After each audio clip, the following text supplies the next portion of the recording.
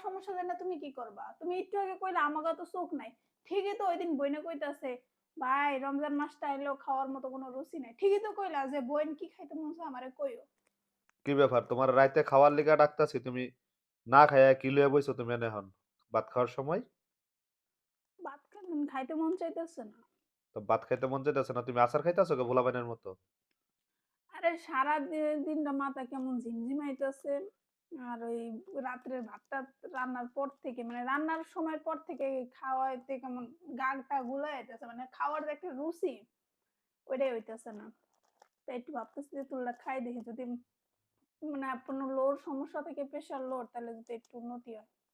তো তুমি দিন বইরা রোজা রইছো, এখন খাইতে হইব না রাইতের খাবারটা? ইফতারি খাইছো? আমি ইফতারিতে মনে হয় খেজুর আর ২ একটা ফল খেয়ে পানি খাইছি। এটা কেমন কথা কইলা? আমার খাবার দেখলে গা গুলায় উঠতেছে। আমার মানে রুচি টানতেছে না খামু যে। মানে কারণ কি? এমন অবস্থা বমি হইতেছে না। খালি গা গুলাইতেছে। এর জন্যই জানি একটু তেঁতুলটা খাইতেছি যদি একটু উপকার পাওয়া যায়। তোমার বমির ভাব, তো তুমি আমার কইছো? ওষুধ তোমার টষুধ এত তোমার এত কিছু করা লাগবে কি লিগা? তোমার চোখ নাই? তুমি দেখতেছো না? আরে ভাই ওইরকম শোকামাগো নাই, আমরা সারাদিন কামলা দিই বাইরে, বুঝো লাগবো। আমার দিকে থাকবো না তো চোখ। আবার তো ঠিকই ফোন দিয়া পেঁয়াজ লাগবো, রসুন লাগবো, ডাইল লাগবো, এটি কইতারো, অসুস্থ এটা কইতারো ওরে না? কমু তো কারণ আমি তো এখানের দাসী বান্দি। আমার তো হেসেল সামলাইতে হয়, আমার রান্নাঘর সামলাইতে হয়। রান্না কইরা কর্তাগো খাওয়ানো লাগে, মালিকগো খাওয়ানো লাগে। হ্যাগো খাওয়ানো কম পড়বো ওই জিনিস আমার আনানো লাগবো না? আমার আগে আমার ঘরের মালিকের চিন্তা করা লাগবো, আমার মালকিনের চিন্তা করা লাগবো। তেন কি সমস্যা কি কি এটা কও? কোনো সমস্যা নাই। আর আমার সমস্যা জেনে তুমি কি করবা? তুমি একটু আগে কইলা আমাগো তো চোখ নাই। ঠিকই তো ওইদিন বইনে কইতাছে, ভাই রমজান মাসটা আইলো খাওয়ার মতো কোনো রুচি নাই। ঠিকই তো কইলা যে বইন কি খাইতে মন চায় আমারে কইও। বইনেরটা নজর পড়ে আমারটা পড়ে না না। তো তুমি তো আমারে কও নাই যে আজকে কইছো না, জিগামো যে কি খাইতে মন চা কও। এক লগে আমার লগে থাকো ঘরের বউ এক বালিশের লগে ঘুমাও আর তুমি এই লগে হান কইতাছো যে তুমি আমার এতদিন তো কও নাই। এখন কও কি খাইতে মন চা, আচারের লগে আর কি খাইতে মন চা? কিছুই খাইতে মন চায় না। আমারে আমার বাপ মা যা খাওয়াইছে ওইটাই খেয়ে আমার পেট ভরে গেছে গা। আমার এই জীবনে আর কিছু খাওয়া লাগবে না। এখন কি বমি টমি কি দিনের বেলা করছো?